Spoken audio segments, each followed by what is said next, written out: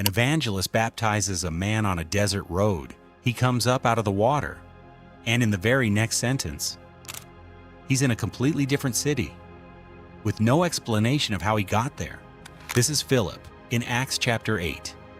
He'd just baptized an Ethiopian official on a lonely stretch of road between Jerusalem and Gaza. The moment they come out of the water, the text says the Spirit of the Lord snatched him away. The eunuch never sees him again. The very next verse says Philip simply found himself in Azotus, a city roughly 20 miles from where he just was. The Greek word used here is harpazo. It means seized, snatched, taken by force.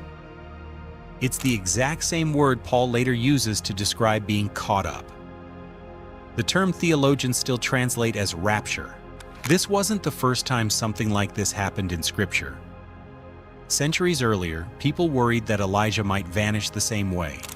His own followers feared the Spirit had cast him upon some mountain because it had apparently happened to him before.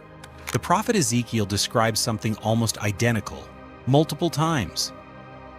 He says the Spirit lifted him up and carried him between places, sometimes in a vision, sometimes described as if it were physically happening. Scholars still debate how literally to take each instance. So what actually happened to Philip? Some read it as a literal, physical relocation, an actual miracle of instantaneous travel.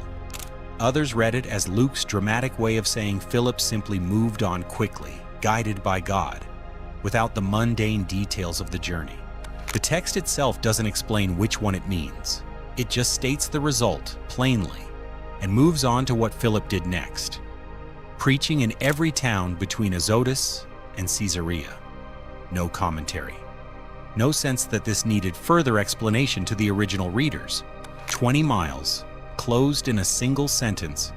Whether Philip physically vanished and reappeared, or simply moved with startling speed and purpose, the text treats it the same way it treats everything else in this story, as something the Spirit was simply doing. Nothing left to question.